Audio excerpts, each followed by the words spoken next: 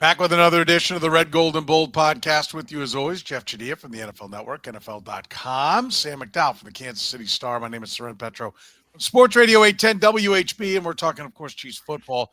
Did the Chiefs just get it on contracts more than anybody else? When you see Michah Parsons, Trey Hendrickson, Terry McLaurin, James Cook holding out right now, and Trey Smith and Nick Bolton all signed, sealed, and delivered. George Karlaftis as well. Is that a big part of their success? How does the Trent McDuffie contract work out? When are we concerned that Hollywood's not back at practice?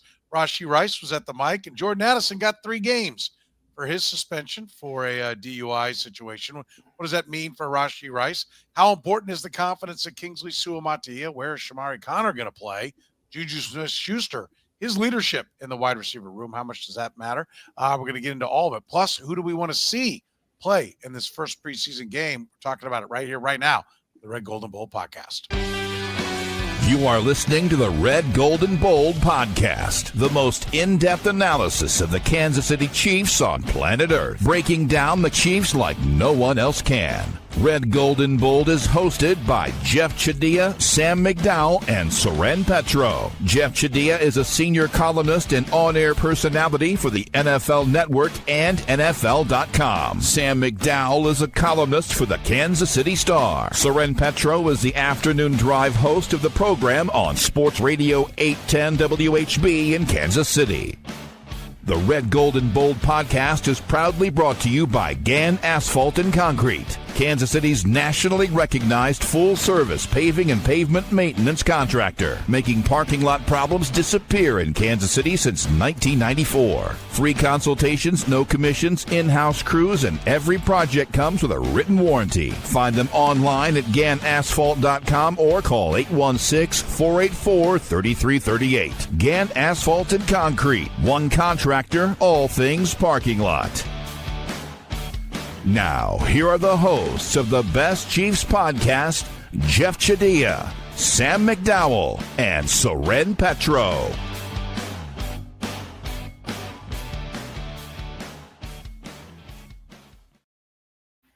Thank you very much, Curtis. We are off and running.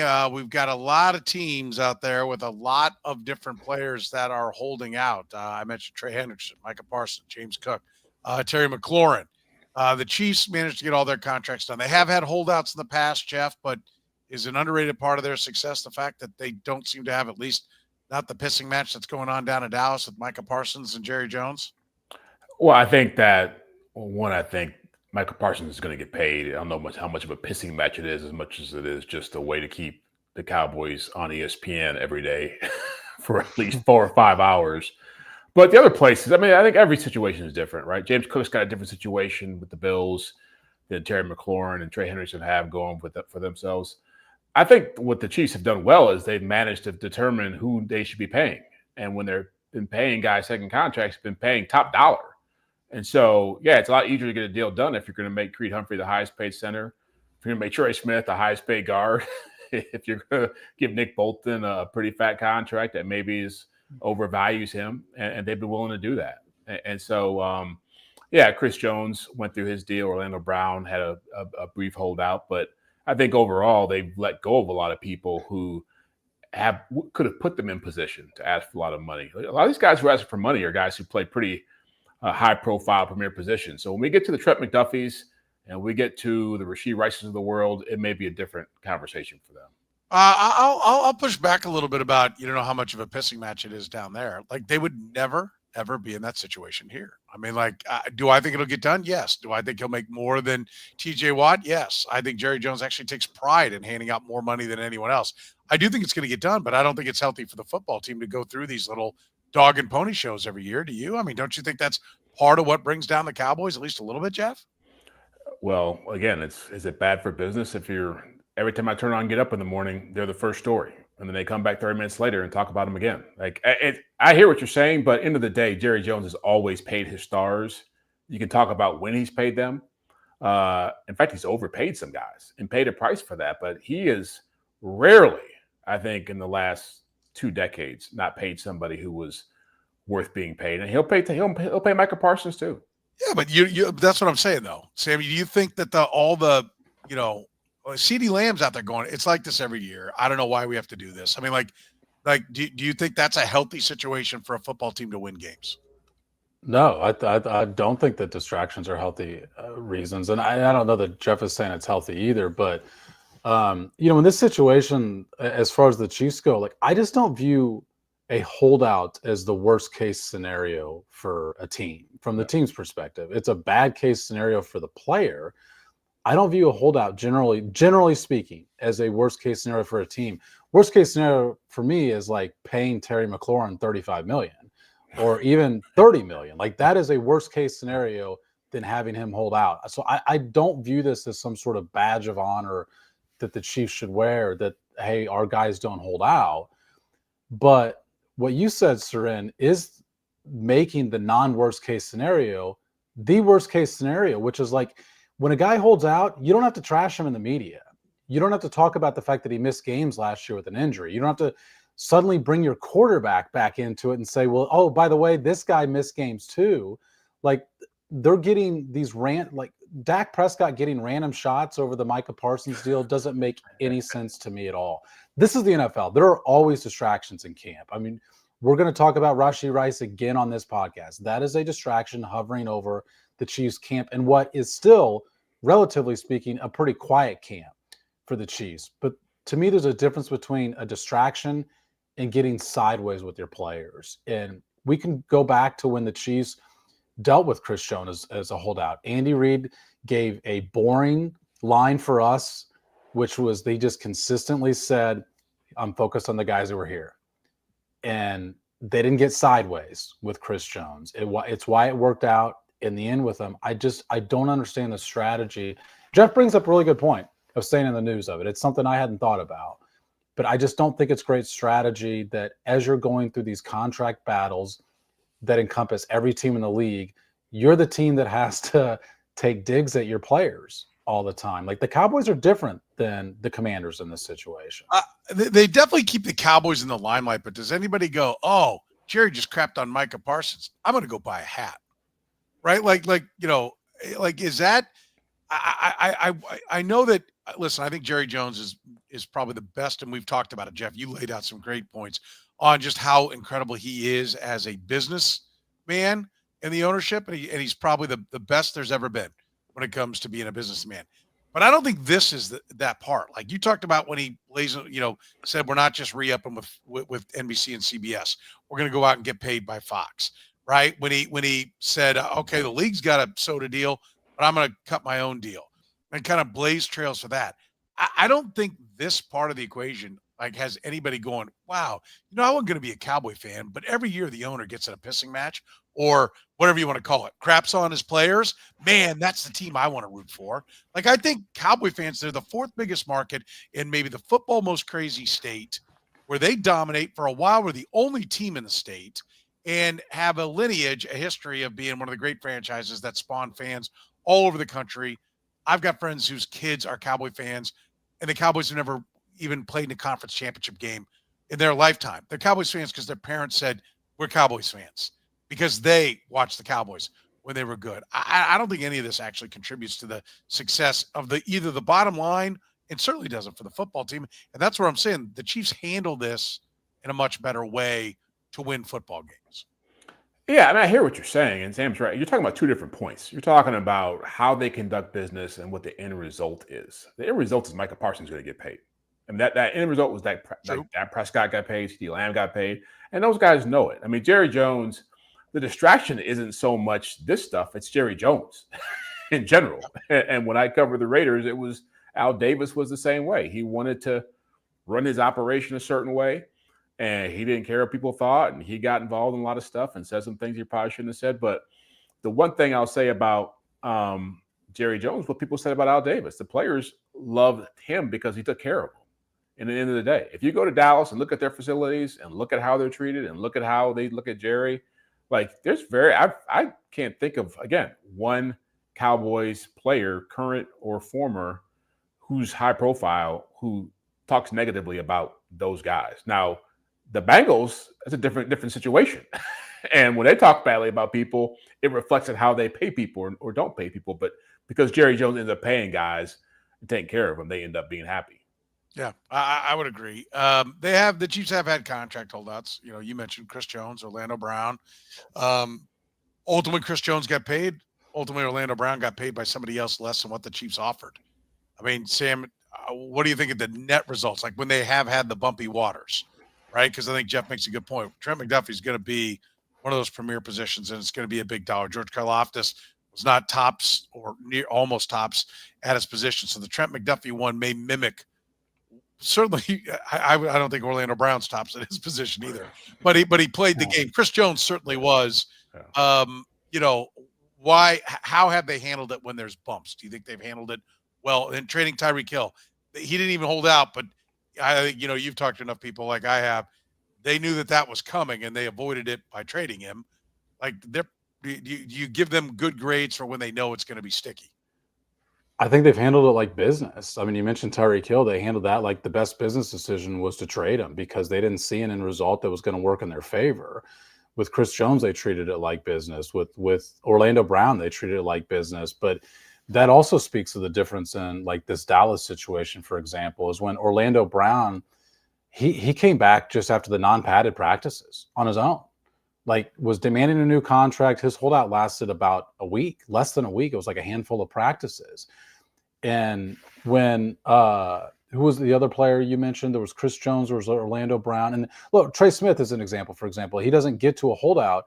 He still participates in all the summer activities. Like, there's not a strained relationship between player and organization as these are going on, which is proof that there doesn't have to be a strained relationship as you go through, again, what 32 teams go through. And Jeff's right. I mean, perception is a lot with these players. And the perception in Cincinnati, as he mentioned, is that the owners don't take care of their players. It's the rest of the players. I guarantee you those players in Cincinnati think a bigger deal of the fact that they could not sign their first-round pick than the players in Dallas think of this Michah Parsons situation, for example. That perception matters, and it does. Trent McDuffie is he's one of the best guys to talk to in the locker room. He's a terrific person, by the person I know at least. And I bet it's on his mind when he goes through this that Trey Smith still showed up to the summer stuff, that stuff did not get sideways. I think this reputation stuff does matter to players, even if it's in this incremental ways. It's not that Trey Smith didn't take a discount. I don't think Trent McDuffie is going to be taking a discount either, but this stuff does still show up in some ways. Yeah, and they've really only had, real quick, they've only had 4 players who have been, I think, holdout worthy, and that's been Mahomes, Travis, Tyreek, and Chris Jones. Like, holdout worthy players are guys who are stars who think they should be at the top of the market, and that's when you start to have that friction. Most of these guys who they've let walk or could have had contract. Tyrann Mathieu was somebody who they could have had a holdout with, but they said, we'll get your replacement. You won't sign the deal, we'll get somebody else. And that's the end of the conversation. Trey Smith doesn't go on that list? Now he does. But last year he didn't. So let me add, I was looking back. Trent McDuffie too? Well, now I'm talking about. Yeah, I'm saying that Trent McDuffie wouldn't qualify for your list already, but I think he'll he be is in that somebody category. who's going to be in that same category. I know we mentioned we may not think George Karlaftis and Nick Bolton were there, but Creed Humphrey, Chris Jones, they did ultimately get signed. They got him signed the first time without a holdout. Patrick Mahomes, it's a quarterback. You should get it done, but we saw a Dak Prescott situation. Patrick Mahomes never played on the franchise tag. Lamar Jackson, yeah. Travis Kelce, numerous times, has signed and then reworked and kept him happy and kept the cash flowing. They re-signed Tyreek Hill once before they ultimately traded him. Eric Fisher re-signed. I know he's not the top left tackle, but there was never any issues. He got re-signed. Justin Houston came off a 22-sack season, and it went right down to the deadline, but they got him signed before the franchise tag came around. And then Eric Berry, they ultimately got signed. So I think they've had, and Berry and Houston and Fisher, and I think even Tyreek Hill. Now, Tyreek Hill was Brett Veach, but Fisher, Houston, and Berry were not Brett Veach, but I think it's a pretty good track record. I don't consider those other guys part of this, and it's actually not the John Dorsey Brett Veach split. It's the post-paying your quarterback split. It was easier to hand out those big contracts when your quarterback was not making what your quarterback is now. And so now is when you are faced with these decisions. Like, there was a realistic possibility that they would not have Chris Jones. for example. And that's because of the way the rest of their salary cap works out. And that's why Trent McDuffie does fit in to this bubble, and maybe more so than any player, because Chris Jones was dealing with that Patrick Mahomes contract. Trent McDuffie is dealing with the Chris Jones and Patrick Mahomes contract. And whatever you think of Trent McDuffie, and I think he's a terrific player, the Chiefs are in a tighter spot with him after you pay the center, the guard, the defensive tackle, and the quarterback all near the top of the market. Yeah, I think that's a great point. I think that's a very, very fair point about it. So how does Trent McDuffie play out in your mind, Jeff? It'll be interesting. I'm not sure how it plays out right now. I think that he's got a legitimate argument to be in the $30 million cornerback club, given, again, I think he's getting his star is rising. His name is getting thrown out there more. I didn't see the top 100 that we do, but I know that he's on that list now. Top 100 players. We talked about the list or the survey that Jeremy Fowler did for ESPN that had him ranked as the 4th best corner, which amongst GMs, which helps his agent make a case for him. He's been to All-Pro twice. I don't think it's going to be easy. I don't think it's going to be anywhere close to what Karlaftis was. I think he has a market that's worth pursuing. Agents are hired for this reason, and I'm sure he likes being in Kansas City. And I talked about this on the radio morning show this morning about what people just love being in Kansas City. Guys love being paid, and so when you're paying guys top of the market, they're going to be happier. When you're not getting paid top of the market, they're not going to be as happy. If they try to sign Trent McDuffie for $24 million a year, I guarantee you he's not going to sign that. He's going to want over 30. Sam, I know you're sharp on who everyone's agent is. He's got the same agency as Trey Smith, right? Yeah. So we saw how they played it with Trey Smith. They went right down to it. The Chiefs approached Trey Smith but couldn't get anything done last year, presumably because he was asking for top of the food chain price. I'm assuming that the same ask is there with Trent McDuffie based upon that agency. And I do wonder a little bit, is there some Boris in that agency? We heard Brett Veach say a number of times, they've got so many clients, it's going to be a while before they can get to us, which I don't think was a shot. I think it was a reality. And that's how Boris was. And Boris there are clients like you take a look at Mike Moustakas, who didn't get paid when they thought they were going to get paid, ended up tucking his tail between his legs and coming back to the Royals for a 1-year deal before he got like a 3-year deal with the, I can't remember, was it the Brewers or the Reds? He went from one to the other, but never did get kind of the deal that maybe he thought he was going to get. I remember Ray Sanchez way back in the day played hardball with the Royals and then ended up signing a 1-year deal with the Braves for a couple $1 million after the Royals have been offering him like 9 or 10 or 12 million over 3 or 4 years. There are times that those big agencies can sacrifice. Now, I think Trent McDuffie's better at his position than Mike Moustakas was at third base. So I think he's a more valuable commodity, but it is a little bit just in who you sign with. Like you sign with CAA because you want to maximize the deal, and they're going to play it all the way to the end. Yeah, I mean, this is a situation with Trent McDuffie where it takes both sides to want to even have this conversation. And I know for a fact the Chiefs would love to have this conversation now, but I do think that, look, there's more than one Scott Boras-like agent in the NFL. There's a lot more of those in the NFL than there are in Major League Baseball. And to me, what Scott Boras' strategy is, and like the comparisons I would make with CAA, is let's get to free agency because that's when you can really get paid. And so I don't think that Trent McDuffie's side sees a huge advantage in him signing now, because as much as that market is exploding now, we don't see positional markets in the NFL suddenly collapse. Running back might be the one exception a few years ago, but cornerback market is going nowhere but up. And so to me, I think that agency looks at it and says, 30 million sounds nice now. What about 35 2 years from now when he actually could hit free agency? And so that's what I anticipate, is that this deal is going to be impossible not only for us to predict in August of 2025, but for the Chiefs too. Like, they don't know where this is going either. And it's because I don't think one side is eager to have this conversation yet. And let's face it, if you're representing a player purely from a financial perspective, That's the correct strategy Yeah. that his agency should have right now. I will say that if we talk about 2 years from now, he's entering his 27-year-old season. And I do think at some point, well, the other thing we talked about, you mentioned the Jeremy Fowler list, Jeff. 8 of the 10 guys on that list are 25 or younger. One is 26 and one was 28. And I do think teams are going to get hip to that. They're all getting hip to drafting younger. And I think they're going to start taking a look. The running back market did collapse. If there's a position on defense that's highly paid, right, that you might say, oh, wait a minute. Yeah, they're great when they're good, but they get old fast. It's cornerback. And I think that's the risk that you run if you're Trent McDuffie. I don't hear anyone talking about that. I bring it up, and everyone I bring it up to now it's media people, but but the Jets obviously aren't worried about it. They signed Sauce Gardner. But every time I bring it up to somebody, they're like, "Oh, I don't know what you're talking about." Like it's never entered anyone's mind that the running back position couldn't possibly be just the beginning of several other positions that don't age well, and teams going, "We're going to stop giving contracts to those guys."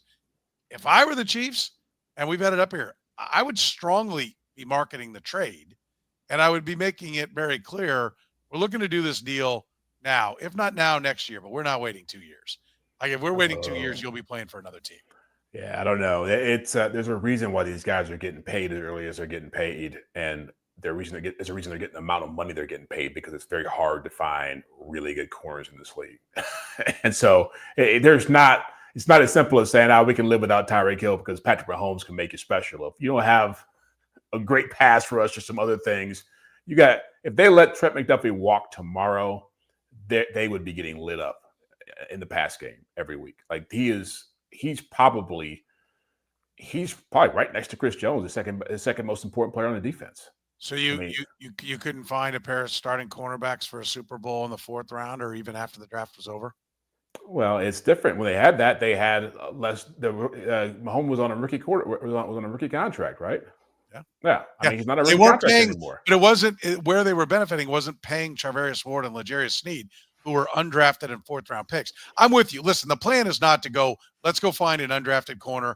Let's find one of the 4th. Let's find a 7th.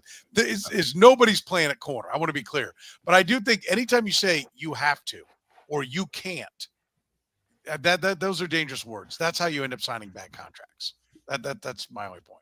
I will point out that that 19 team, which is the roster construction that you're referencing, Stern. I mean, they allowed the 17th most yards in the league.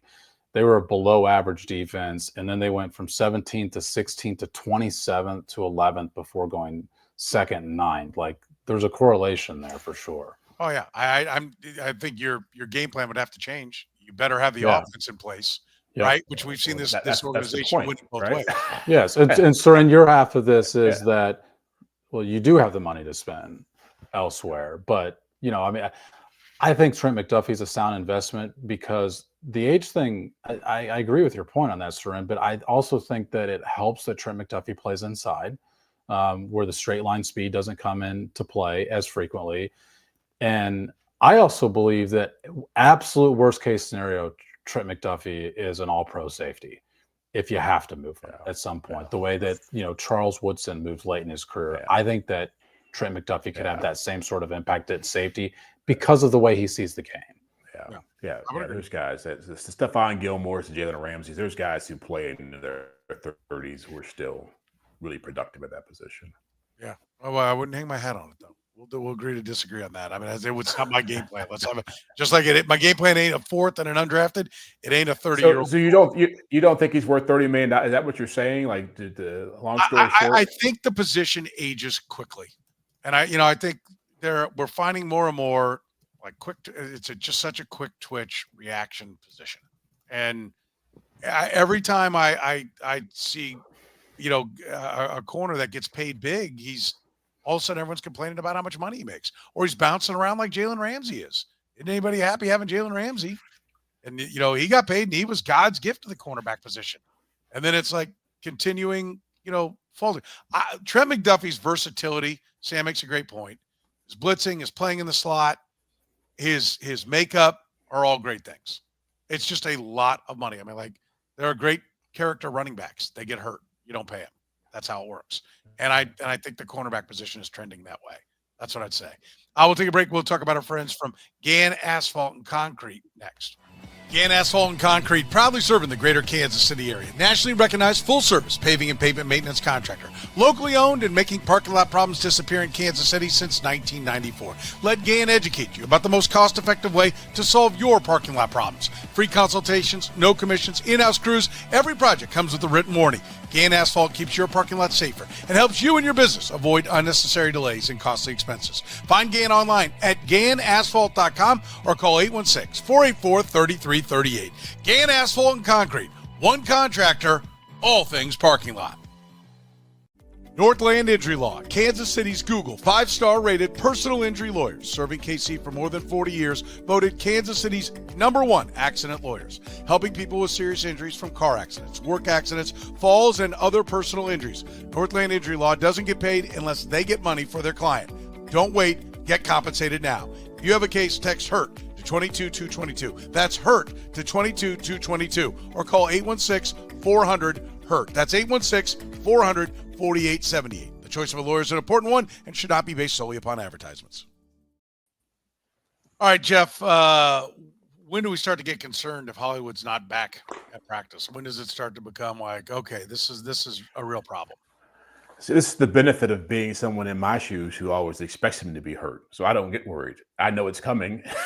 I know it's probably going to linger, and I know it's probably going to be a problem. And I know when he gets healthy, he's probably going to get hurt again. So I don't really sit here and worry about when he's going to be a problem. It's always going to be a problem with Hollywood Brown. And so, yeah, I know that he tweaked the ankle and he said it didn't seem it was that serious, blah, blah, blah. We'll see how long it takes, but it's not a good sign that we're already in the third week of training camp or second week of training camp and haven't played a preseason game yet, and he's already banged up. So, yeah, I'd be nervous all the time with Hollywood Brown because that's how I am.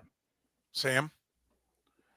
Yeah, I mean, the minute he left the field, I think is the answer to that question. I mean, Hollywood Brown has not played a lot of reps with Patrick Mahomes. I mean, he returned late last season. I don't think he was himself late last season because he rushed back to get back as quickly as possible. And therefore, really, you have to date back to last training camp when he really, I think, got consistent reps with Patrick Mahomes. So I think that's number one. But the real takeaway from Hollywood Brown being injured again is that this needs to remind the Chiefs that they can't depend on him. And again, I use the word remind, not inform, but remind them that their offense needs to view Hollywood Brown as a great bonus to have in their offense. And I still think he is a very good bonus to have in your offense if he's healthy. But you can't be entering weeks with game plans or especially schemes that last beyond weeks that are centered around Hollywood Brown being part of the roster, because all the evidence you have is the same evidence that the Cardinals had, the same evidence that the Ravens had, that he's not dependable to be on the field for 17 games over the course of a season. Yeah, no, I would agree. And I think, can Andy move on from having that part of the offense be a big package? I think so because of what they did this offseason. Like Brett Veach has allowed Andy to get in that mindset because, look, Rashee Rice is going to miss some time. You still have Xavier Worthy, though, who is not a rookie coming into the year like he was last year. You signed Hollywood Brown, and you still went out and drafted a wide receiver. And then you still felt it necessary to add JuJuSmith-Schuster to the room. And I still think Tyquan Thornton has had a really good camp this year. Like, I don't think that this time last year, if you would have told me Hollywood Brown was going to get hurt in the preseason game, I would have told you that's a problem. This year, I don't feel it has the same impact on their offense. Even though, again, I think he's a good wide receiver. It just doesn't, to me, have the same, doesn't take away the same oomph from their offense that, it did last year. The Chiefs brought Rashee Rice to the mic and had him talk on a Saturday when some of the media is not there, when the media numbers are down. And, he handled himself fine. Jordan Addison got a 3-game suspension, Jeff. I'm not sure what more they need on the Rashee Rice thing to make a call, but they're going to make it at some point. What does the Jordan Addison 3-game suspension mean for Rashee Rice? Well, it means it's probably going to have a decision coming down to him pretty soon. That's the first thing I would take away from it. And secondly, sometimes the league does this where guys in these kind of positions, similar positions, like I think they set the groundwork for. To me, I think it's going to be 6 games now. I think that they pretty much made it clear that a guy who got a DUI, pled guilty to a misdemeanor, getting 3 games. I don't think that means Rashee Rice gets 4 games. It doesn't seem like that's a guy with a felony who's going to spend time in jail should be that close in terms of punishments. So I always felt like it's going to be closer to 6 games, and I feel that way even more so now. There's video. We've talked about this before. There's the Henry Ruggs situation in Vegas where he killed somebody. There's a lot of reason for the league not to want to be in the business of trying to make Rashee Rice feel good about what happened or be trying to make it seem like it's fair. I think they'll send a message to him, and I think Jordan Addison was the first step in that process. Okay. What do you think it means, Sam? I still am in like that 4-game range with Rashee Rice. I think Jeff makes a good point. I think these things are tough to predict. I know that the Chiefs have driven themselves crazy trying to predict what this could be. And the league could go 2 ways here. I mean, first of all, I think it's important to point out that Jordan Addison has a previous history as well. I mean, the incident where he was caught driving, 140 miles? 40 plus, yeah.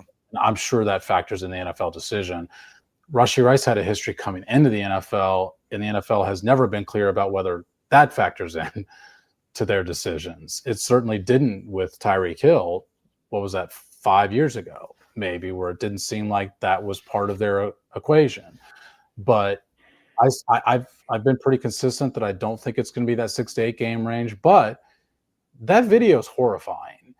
And if the NFL wants to set an example on something that is not only a problem nationally, but has really hit Kansas City in particular recently with the drag racing, like if they want to set an example on street racing, what better time to set it than when there's video of it? And so I think that's always been in people's minds, including with the Chiefs, is like, there's at least the opportunity that Rice is used as some sort of example. And by the way, there's no one that could cry foul in that situation if he is, because if you're going to own up to what you did, and I agree with you, Soren, I thought he did a fine job. I was there on Saturday when he was talking. But if you're going to own up to the responsibility of it, whatever the league hands you, that's part of the responsibility of it as well. Yeah, I would think if this is 3, my view of it, if I were sitting in the commissioner's chair, is the minimum is 6. Yeah, I just think that the video is horrific, and I think the photos of them marching away from an accident scene, which you as all of us as licensed drivers are not supposed to walk away from an accident, right? Like that this is not you don't have a choice. You're supposed to stay there. Like that's part of the driver's test. You have a license, you've passed it, you've read it, you know it, and then to just do it defiantly. I think the video is going to be what makes this bigger. I am not going to be stunned if it's 2. Okay. Me neither. Yeah. Nothing. What number would stun you? I was thinking about that today. Like 2's not. I totally agree with you, Soren. 2's not going to stun me. It's not going to stun me. And that wouldn't stun you? I'm going to totally disagree with me. it. But I just cannot see any regularity, any uniformity in how they hand out these suspensions. I really don't. It almost feels to me like a dart throw. Oh, I think there's uniformity. I think the amount of evidence the public gets to get is the deciding factor. I think the more evidence they have on video that people can look at and say, you're giving them this for that, I think that's the gauge you should use on this. You guys talked about how you think the process is a little bit of the commissioner calls and says, this is what we're thinking. Right? There's an NFLPA element to it. Yeah. Right. So right now they're going back and forth with what it is. Is that part of the holdup? Is that a bad sign if you're a Chiefs fan and you want this thing to be short? I just want it to be done. I don't have a rooting interest in how long the suspension is. I want them to get the right amount, and I want to get it done and move on. And I think the Chiefs are probably that way as well. They certainly have a vested interest in having it be as short as possible. But is this a sign that they're not on the same page, that it's taking this long? I don't think that's offered in all scenarios. but I just know it's offered in some. I know that there have been Chiefs suspensions where that was part of it. Okay. In the past. So I can't speak to say that that's always part of the process. Yeah. And I would say this too. Who have you known when video was involved, who was in a disciplinary situation, who didn't get hammered for it? I guarantee you Kareem Hunt would never have left the Chiefs if we didn't see video of what happened that night in Cleveland with that woman. It never would have become what it became. Were there not another incident? I'm confident there would have been another incident. I'm confident. I'm just saying that specific one. I think you're right. Yes, the video is a huge element. I agree. And that's why I would think 6. I'm thinking 6 to 8. If I'm in the commissioner's position, is what is fair. If I just start with the 3 games that were given to a guy, yes, was drunk, yes, has a history, but fell asleep in his car in an intersection. Yep. Did not hit anyone, did not harm anyone. A lot of things could have been done. We've talked about that. But they don't penalize you on what could have happened. They penalize you on what did. What did happen was an accident and injuries in his case. None of that in Addison's case. So yeah, and just so I can just make this clear real quick, Soren, I don't disagree with you at all. And the 6 to 8 is what's deserved here. I was, I think you know this, but I just want to make sure it's clear. Like, even as I'm saying, I think it's going to be around 4. I'm not at all saying he doesn't deserve 6 to 8. I do think 6 to 8 would be a much more fair punishment. Yeah. Chad took a shot at it. I think 2 or 8 to 10 would be stunning. And, I think people have everyone has kind of a sliding scale. The thing I don't like, if you're a Chiefs fan, stop trying to justify why it's not bad. I mean, just sit it out and wait. Be a human being first before being a fan of your team. Yeah. Okay. There were people that were injured in this, and hey, Soren, you got a daughter who's driving. Anybody with a kid on the road driving, that's the worst thing they want to see happening around their kid. Is someone comes screaming up at 140 miles an hour. Absolutely. I don't. None of us want to see it, but you're right. Yes, for the younger drivers out there, it's they're not going to react well. Because they don't have the experience on the road to handle it. We'll take a quick break after you hear from our friends from Northland Injury Law. We'll get into where Chamorro Conner is playing, Kingsley Suamataia's confidence. It's coming up next here after you hear from Northland Injury Law. Northland Injury Law, Kansas City's Google 5-star rated personal injury lawyers, serving KC for more than 40 years, voted Kansas City's #1 accident lawyers, helping people with serious injuries from car accidents, work accidents, falls, and other personal injuries. Northland Injury Law doesn't get paid unless they get money for their client. Don't wait, get compensated now. If you have a case, text HURT to 22222. That's HURT to 22222, or call 816-400-HURT. That's 816-400-4878. The choice of a lawyer is an important one and should not be based solely upon advertisements. Gann Asphalt and Concrete, proudly serving the greater Kansas City area. Nationally recognized full-service paving and pavement maintenance contractor. Locally owned and making parking lot problems disappear in Kansas City since 1994. Let Gann educate you about the most cost-effective way to solve your parking lot problems. With free consultations, no commissions, in-house crews, and every project comes with a written warranty, Gann Asphalt keeps your parking lot safer and helps you and your business avoid unnecessary delays and costly expenses. Find Gann online at GannAsphalt.com or call 816-484-3338. Gann Asphalt and Concrete. One contractor, all things parking lot. All right, let's talk about Kingsley Suamataia's confidence moving forward. Is the talent overrated if he needs a hug every time things don't go his way, Jeff? I wouldn't go that far, but I know Andy talked about this, and a question was asked. I think Sam probably can clarify this. Question was asked about his confidence, and again, he talked about rebuilding it. And I do think that's a bigger part of the conversation. I asked. Is that your question? All right. You probably should answer this first, then.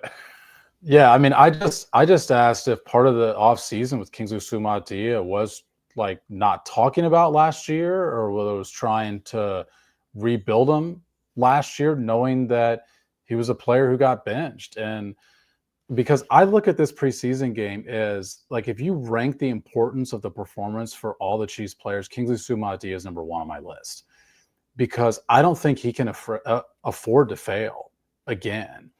And at the same time, though, the tricky part of this is the Chiefs need to be sure he's the guy.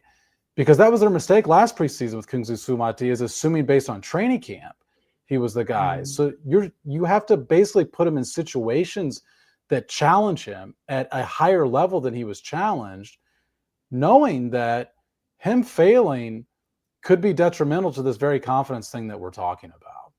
Yeah, I think I think it clearly is a thing, and I know it's great. I mean, like, does he have talent? What is talent at guard?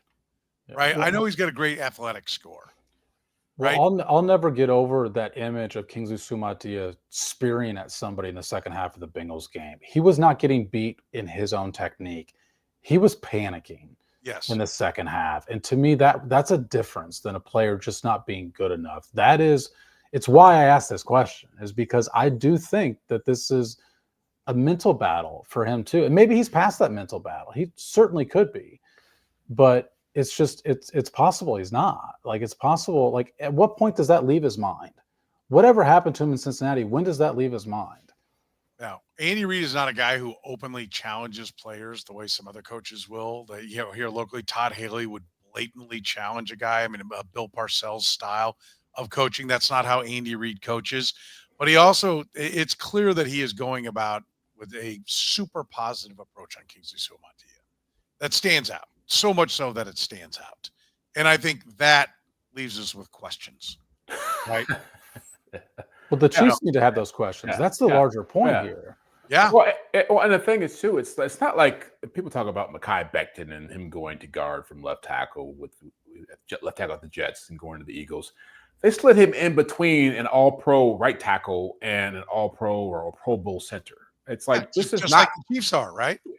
Yeah, exactly. I mean, you want Josh Simmons to be a success, but he's going to have his ups and downs. And so the guy next to him, you want to know that guy is stable, right? I think that's kind of the point Sam's making. Is just, I think people Suamataia is kind of riding under the radar a lot because of the Josh Simmons talk, and people just think the offensive line is going to be fixed because he's there now. But there's a big issue on the left side. And Suamataia makes it a bigger issue because we don't know what he has in it. And that, losing Joe Thuney was a big loss for this team. Like, you can't underscore that. But it's just because he didn't play left tackle on a consistent basis that people think, well, it wasn't that big of a deal. Like, just plug somebody in there and let him play. It's like, it's a big deal if he can't play there. Yeah. He's been up and down in camp so far. I think he's had some good days, and I think in some of the one-on-one drills that there's a difference now, because the one-on-one drills, and just to give people an idea of how that works, I know you two know how this works, but you line up 5 linemen, and there's only one defensive lineman in the drill. The 5 linemen are still there because the bumpers are still there. Like, that's been the phrase that we've heard the Chiefs use with Kingsley Suamataia, is having bumpers around might make him better, because I did see him this time a year ago at training camp getting beat on speed rushes. Like, that's not part of it anymore. I have seen him on occasion get pushed back in these one-on-one drills. And like, that's the thing that you watch for now, because you're on the interior. You're not, Creed Humphrey is just an absolute statue there at center. Somebody pushes at him and he does not move. Like, he turns into a wrestler and does not move in these one-on-one drills. I've seen Kingsley Suamataia get pushed back 6-7 yards sometimes. I've also seen him win in these battles. Like, it's part of a player who's not played this position in the NFL yet. And I think if this was a rookie, you wouldn't worry about that. And that's the point about the confidence that I'm talking about. What if this happens during a game? Soren, it's to me, MJ Melendez's new swing is great. But what happens when he starts the year 0 for 20? Then, and that's what I wonder with Kingsley Suamataia. Like, what happens if he has a bad day? Because he didn't respond well to having a bad day a year ago.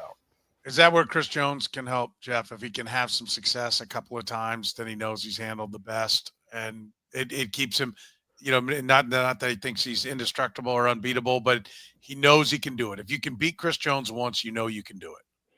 Yeah, I think it definitely has to help you. And it also can help to have someone like Chris Jones who can explain how people are going to try to exploit you, like what they're going to look for. I mean, you want as many tips as you can get. Again, I've seen a number of veteran edge rushers when a left tackle shows up, like Josh Simmons shows up. I'm sure that those guys are talking to him about what you can expect or how we're going to try to attack you, and what you can learn from us. And Chris Jones is the best in the game, future Hall of Famer. He certainly can have a huge impact on the learning curve that Kingsley Suamataia is going to go through here, because no matter how you want to slice it, and Sam is right about this guy is going to put a lot of pressure on himself to succeed. Like, he's going to come into this trying to prove that last year it was a blip. I can get through this. My coaches believe in me, but he knows, look, I was a weak link on a team that was trying to win a championship, and I was the first domino to fall. I'm not going to be that again. And that, if you put too much pressure on yourself, you can create more problems for yourself in the process. Yeah, for sure. Chamorro Conner, listed in the unofficial depth chart, Sam, as the first string safety. We still see him playing nickel. We hear rave reviews from his defensive coordinator. What is Chamorro Conner right now? Yeah, I mean, people should know that I think it's the communication staff that puts together the depth chart. And I'm actually serious about that. I do think it's the comm staff that puts together the depth chart. Intern out there. I think it's Brad G with the help of several people in the office. What are you thinking about here? But I also think don't you think that somebody's like, listen, this goes on there? I don't. I don't think the Chiefs. Oh, I do. I don't think the Chiefs coaches are maybe there might be a situation on occasion where they want to motivate a player. The reason I point that out is Chamorro Conner is playing way more corner than he is safety. He is playing some safety. Like, there are rotations that alternate between taking Hicks and Cooks out of the game, Brian Cook out of the game, and putting Chamorro Conner lined up as one of the safeties. Where we've seen him still most frequently is with the ones and the slot. Now, we've also seen more recently over the past couple of days. Now, they didn't practice yesterday, Monday, as we record here Tuesday. But, Sunday and Tuesday, we saw Chris Rowland-Wallace get a lot of reps with the ones in the slot, and McDuffie and Jalen Watson on the outside. And that's when you saw a rotation with Chamorro Conner, and Hicks sits out a series. Brian Cook sits out a series. But I don't think that if they're playing just two safeties and two corners, that Chamorro Conner is going to be one of the starting two safeties. So here's my question. If Christian Fulton was healthy, how much would we be seeing this rotation going on? Would it be a lot more McDuffie in the slot? Yes, I think we'd see McDuffie in the slot. We'd see Watson and Fulton on the outside. And I think that we would see all three of those guys playing safety. And I think it would be we could see one of those guys get benched in week 3 or week 4 if they're not performing. I mean, I certainly think that Chamorro Conner is better at safety than he is at cornerback. I also think that their best dime package includes all three of those guys on the field rather than adding a fourth corner. But, we haven't seen the safeties come up with a bunch of plays in training camp so far. I think Jaden Hicks has had a really solid camp. I don't know that we've seen a ton of standout plays from the safeties so far. I would like to see Chamorro Conner at safety. I think it's his best position. I think it has the potential, just as Kingsley Suamataia is outclassed to tackle, but has a better chance to play at guard. I think the same thing at Chamorro Conner at safety. At safety, I think he's an above-average coverage guy. At corner, I think he's outmatched. And so, I like his toughness. I think the hope is that Christian Fulton and Noel Williams take those spots and push him back to safety. And I think you're a better secondary if that's the case, right? Yeah. I mean, Noel Williams has played almost exclusively with the twos. Yeah. There was an occasional day or two where I saw him get some reps with the ones, but mostly he's been with the twos. I think it's a situation where they're hoping by mid to late year that they can play him and put him on the field. But right now, I think it'd be too early for him. And with Fulton, it's from what I'm hearing, I think Fulton will be back at practice either this week or next. Yeah. And they only practice tomorrow and Thursday this week, then they come back for 3 days in St. Joe. I'm still hearing that the expectation, or at least the hope, is that he will practice before they leave St. Joe. But we already had this conversation with Hollywood Brown. Like, at what point can you say we can depend on this guy on week 1 versus we hope he's there on week 1? And right now, the effect of that is that Najee Johnson's been getting a ton of snaps with the ones at cornerback. So, like, that seems to concern you, Jeff. If you're going through some post-traumatic stress syndrome, if you're a Chiefs fan hearing that name with the ones, good Lord. Yeah, the Fulton injury is kind of big. I mean, it all seems to kind of fit in place. It really fits in place, like I said. If Fulton is healthy and Noel Williams can be the player they think he can be, he's obviously the second highest drafted corner in the Brett Beach era, so they think pretty highly of him coming out of the draft. So, that's how it fits best. They're going to play finally 7:00 Saturday night.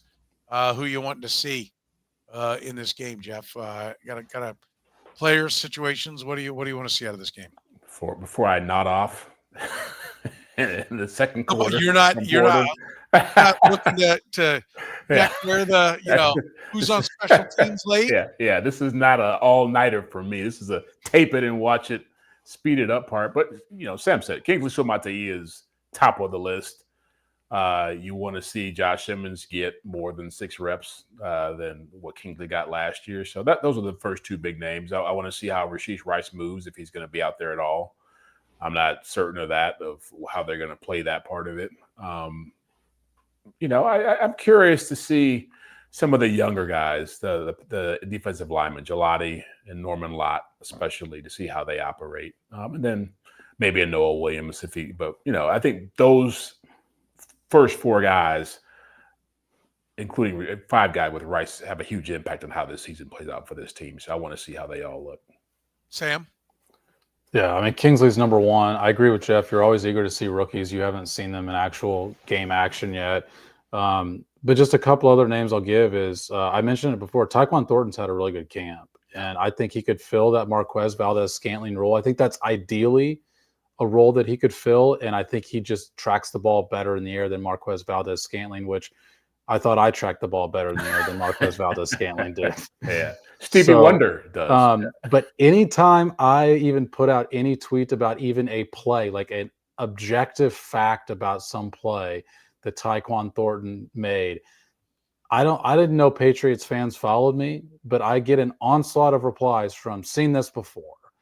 And so, New England people will tell you, apparently, that they've heard Tyquan Thornton having good camps before, which is why I think seeing him in a game matters.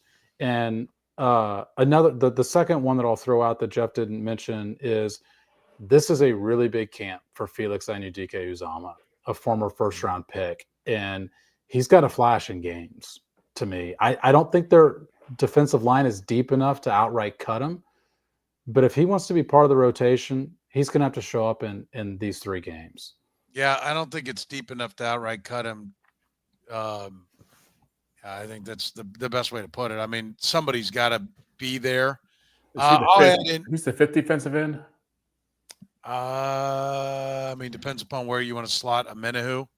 Yeah, you've got Amenahu, Dana, Karlaftis, Gelati, and who am I missing? Malik Herring is on the roster. Oh, okay. Yeah, but I don't think Felix has been ahead of Malik Herring. But I am. I don't think you're missing anybody. Okay. So you're saying that they go to 4 defense. That's pretty light. The other defensive ends on that's what I said. I don't think they're deep enough to outright cut him. But if he wants to be part of the rotation, the 5th defensive end is usually the guy who doesn't dress on Sundays. On 53, he's one of your 6 who doesn't. One of your 6 or 7 who doesn't dress is usually that 5th defensive end. Does Fabian Lovett make the team? I think that's a question. Does Jerry Tillery make the team? I still think that's a question. Jerry Tillery's a name I'll add. I'd like to see something from Jerry Tillery. That he is going to be part of a rotation on the inside. We've mentioned all the rookies, but I think Fabian Lovett is a guy I want to see because I think if you're stronger there at defensive tackle, maybe Amenahu plays more out at the end, and then maybe that does cost Felix Anudike-Uzomah. I don't think it will, but I think it could. Chamorro Conner, we've talked about. I want to see how he looks. Brian Cook needs to look better, than he did last year. So the quick glimpse we're going to get at Brian Cook, I'm interested in what we see there, and I am, I am interested in those backup offensive linemen. They've kept 9 or 10 every year for 8 years, but the 9th guy right now for me is Wanya Morris. And we went from Jeff saying he's going to nod off to Svensson. He wants to watch the backup offensive line. I'm not nodding off. I know. I'm more on your side than Jeff. I'm just saying these are polar opposites. Soren in the fourth quarter is going to be watching the third string offensive lineman. Yeah, I will say one guy I think has the potential to put up really good stats in preseason that I don't think is currently on the roster is Jason Brownlee, a wide receiver. Brownlee has been terrific this last 3 or 4 days. He is, to me, what Chiefs fans thought that Justin Ross was. He can high point a ball, but he also can get open.